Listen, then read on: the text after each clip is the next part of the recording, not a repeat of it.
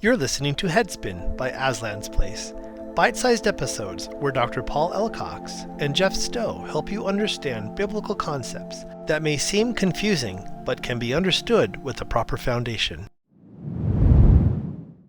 So today we are continuing our talk about powers, and you had a story that you wanted to share. Yeah, perhaps two stories.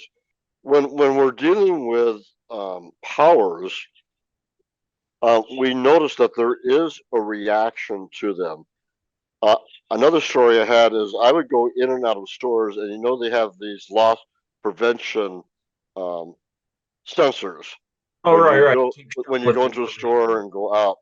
Well, I would set it off going in and out of the store um, as as the Lord was teaching me. Now, this has not happened since, but it's like, again, the Lord kind of emphasizes, okay, I want you to pay attention to this.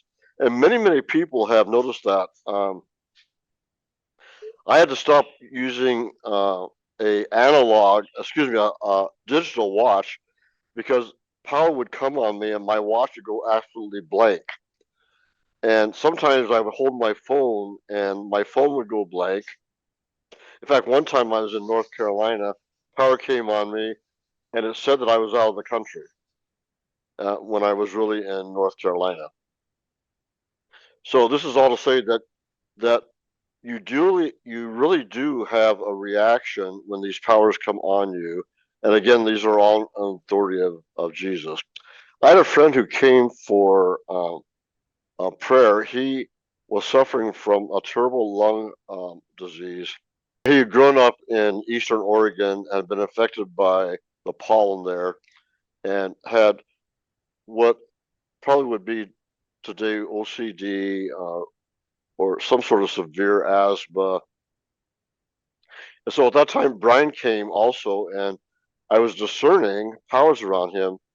And if I remember correctly, Brian discerned, I think, 2 or 3 powers in front of him and one behind him, and they looked like dead trees.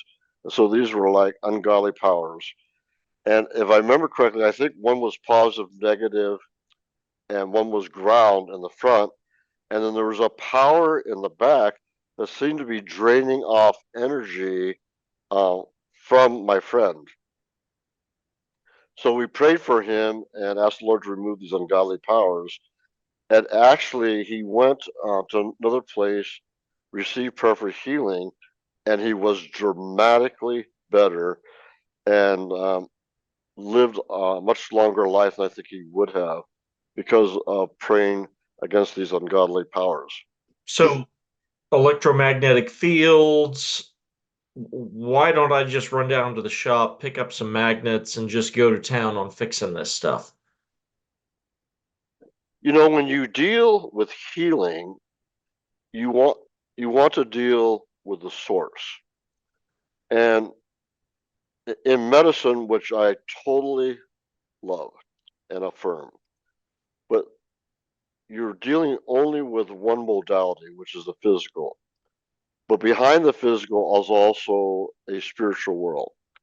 Now, you could try to affect the spiritual world by using magnets and like bracelets, or putting magnets under your bed.